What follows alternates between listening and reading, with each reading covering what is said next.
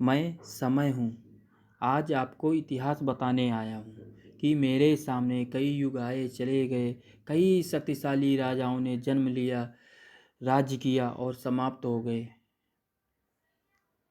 मुझे बनाने वाले भगवान शिव शिवा अर्थात माता भगवती दुर्गा पार्वती जी और शिव जी हैं। इस सृष्टिका को पालन करने वाले भगवान विष्णु जी और इस सृष्टि को उत्पन्न करने वाले भगवान विष्णु जी हैं। श्री जगन्नाथ का ध्यान करते हुए मैं आपको कथा सुनाने जा रहा हूँ। मेरे सामने जीव और जीवन का निर्माण हुआ और मैं साक्षी रहा हूँ कि मेरे सामने कई योद्धाओं ने जन्म लिया और समय के अनुसार काल की गोद में समा गए। और इसीलिए आपके पूर्वजों का इतिहास बताने आया हूँ, क्योंकि आप अपने आप को जान सकें कि आपका धर्म क्या है। वैसे धर्म की परिभाषा बहुत ही गूढ़ है, लेकिन मेरे मत से कहें तो धर्म कर्तव्य और जीवन जीने की शैली है और कर्म कर्तव्य का करना, इसे शाश्वत धर्म कहते हैं। वैसे सनातन धर्म एक जीवन जीने की पद्धति है, संसार का हर व्यक्ति अपना सकता है, लेकिन कालांतर में कुछ विद्वान धर्म की परिभाषा पूजा पद्धति अर्थात मजहब से जोड़ने लगे और यहीं से समाज कई भागों में बट गया और धर्म के नाम पर आपस में लड़ने लगे या बंटने लगे, जिसे मजहब कहा जाने लगा और जिहाद बढ़ा। मैं आपको यह बताना चाहता हूँ, किसी धर्म अर्थात पूजा पद्धति की अवहेलना नहीं करना चाहता हूँ। मैं संसार की स्थिति का वर्णन कर रहा हूँ जो अभी है, लेकिन यह संसार पहले ऐसा नहीं था। मैंने सतयुग, त्रेता, द्वापर, कलयुग देखा है, परंतु मैंने संसार को ऐसा अस्थिर नहीं देखा हूँ जो धर्म के नाम पर और ईश्वर के नाम पर लड़ रहा हो। मैं आपको यह समझाने के लिए कलयुग के ही महाप्रतापी राजा जन्मेजय का इतिहास बताऊंगा। मानव जाति का यह गौरवशाली इतिहास बहुत ही उत्तम है और सुनने योग्य है, जिसकी वंश की रक्षा स्वयं भगवान कृष्ण ने की। यह इतिहास मैं आपको थोड़ी थोड़ी कर सुनाता रहूँगा। तो मैं आपको राजा जन्मेजय के राज्य में लेके चलता हूँ। मैं आपको यह बताना चाहता हूँ कि आपको राजा जन्मेजय के राज्य से ले जाने से पहले मैं माता भगवती की आराधना करके आपको उनके राज्य में लेके चलता हूँ। ओम देवी भगवतम नाम पुराणं परमोत्तमं त्रिलोक्य जननी साक्षात् गीयते यत्र शाश्वती। श्री माँ देवी भागवत नामक महापुराण सभी महापुराणों में श्रेष्ठ है, जिसमें 3 लोक की जननी साक्षात सनातनी भगवती की महिमा कही गई है। श्री देवी भागवत के आधे श्लोक या चौपाई श्लोकार्थ को भी प्रतिदिन सुनता या पढ़ता है, वह परम गति को प्राप्त होता है। जिस घर में नित्य श्री देवी भगवती का ग्रंथ पूजन किया जाता है और वह घर तीर्थ स्वरूप हो जाता है तथा उसमें निवास करने वाले लोगों के पापों का नाश हो जाता है। जो व्यक्ति भक्ति भाव से देवी के इस भागवत पुराण का पाठ अथवा श्रवण करता है, वह धर्म अर्थ काम और मोक्ष प्राप्त कर लेता है। अमृत के पान से तो केवल एक ही मनुष्य अजर अमर होता है, किंतु भगवती का कथा रूप अमृत संपूर्ण कुल को ही अजर अमर बना देता है। सभी 18 पुराणों में यह भी श्री देवी भागवत पुराण सर्वश्रेष्ठ है और धर्म अर्थ काम तथा मोक्ष प्रदान करने वाला है। जो लोग सदा भक्ति श्रद्धा पूर्वक श्री देवी भागवत पुराण की कथा सुनते हैं, उन्हें सिद्धि प्राप्त होने में रंच मात्र भी विलंब नहीं होता है। इसलिए मनुष्य को इस पुराण का सदा पठन श्रवण करना चाहिए। पूरे दिन के आधे समय तक चौपाई समय तक मुहूर्त पर अथवा एक क्षण भी जो लोग भक्तिपूर्वक इसका श्रवण करते हैं उनकी कभी भी दुर्गति नहीं होती।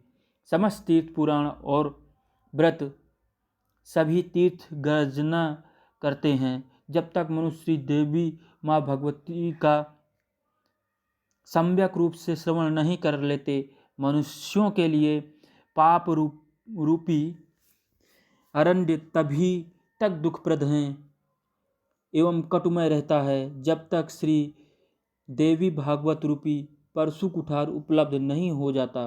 मनुष्यों को उपसर्ग ग्रहण रूपी घोर अंधकार तभी तक कष्ट पहुंचाता है जब तक श्री देवी भागवत रूपी सूर्य उनके सम्मुख उदित नहीं हो जाते। इस संसार में जो मनुष्य विशेष श्रद्धा तथा उचित विचार से युक्त होकर संपूर्ण पुराणों के शाश्वत स्वरूप समस्त वेदों की तुलना करने वाले तथा नाना विधि प्रमाणों से परिपूर्ण इस श्री देवी भागवत पुराण का पाठ करता है तथा इसका भक्तिपूर्वक श्रवण करता है, वह ऐश्वर्य तथा ज्ञान संपन्न हो जाता है। बोलो दुर्गा माता की जय। महर्षि व्यास राजा जनमेजय ने कहा, महादेवी का यह परम अद्भुत पुराण सुनकर मनुष्य कृतकृत्य हो जाता है और वो भगवती का गुणगान करता है।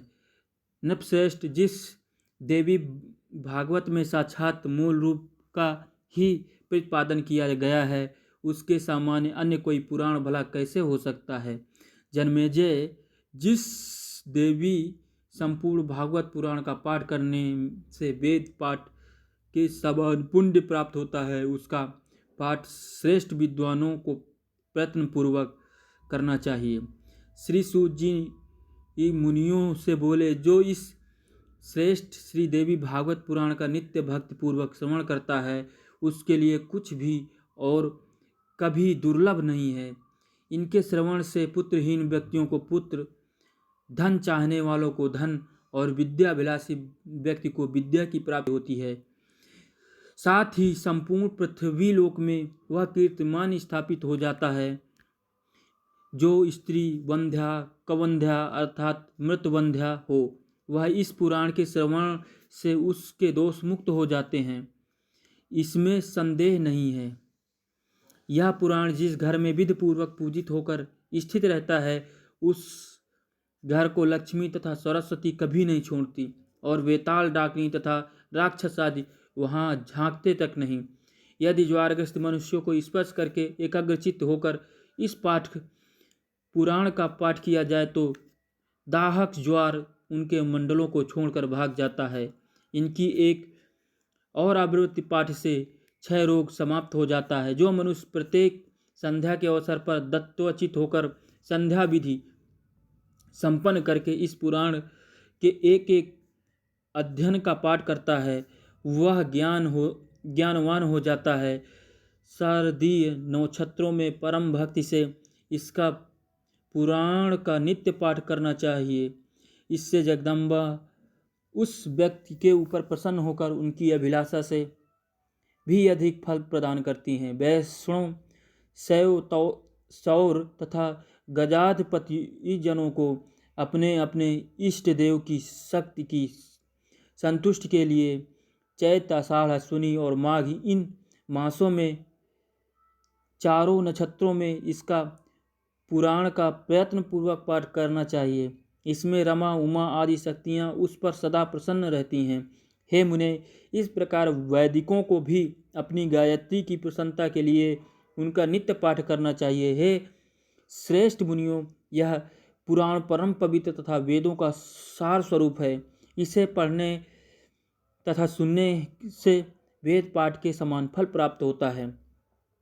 जिस प्रकार सप्तशती श्लोकी दुर्गा सप्तशती गीता, पंचश्लोकी गणेश पुराण, चतुर्श्लोकी भागवत, एक श्लोकी भागवत, एक श्लोकी रामायण, एक श्लोकी योगा वशिष्ठ, सार्ध श्लोकी दुर्गा तथा एक श्लोकी महाभारत प्राप्त होता है, उसी प्रकार अर्ध श्लोकी देवी भागवत भी प्राप्त होता है। जो तात्विक दृष्टि से बड़े ही महत्व का है। पुराण वांगम में देवी भागवत का अत्यंत महनीय स्थान है। इसमें भगवती जगदम्बिका पराशक्ति रूप में निरूपण हुआ है। इस पुराण के प्रकट के विषय में इसी पुराण में बताया गया है कि जब भगवान वेद व्यास ने अपने पुत्र श्री सुखदेव जी को गृहस्थ आश्रम को ग्रहण करने का परामर्श दिया तो ज्ञान मार्ग के उपासक श्री सुखदेव जी प्रवृत्ति मार्ग को स्वीकार नहीं किया। तब वेद व्यास जी ने मोक्ष मार्गाभिलाषी अपने पुत्र को कहा, हे महाभाग, तुम मेरे द्वारा रचित वेदतुल्य श्री देवी भागवत पुराण को पढ़ो। इसमें 12 स्कंद हैं। यह पुराण सभी पुराणों का आभूषण है और इसके सुनने मात्र से सत्य और असत्य वस्तुओं का अर्थात ज्ञान हो जाता है। सज्जन विज्ञानम सुतमात्रेण जायते। श्री देवी भागवत व्यास जी ने इस पुराण को प्रकट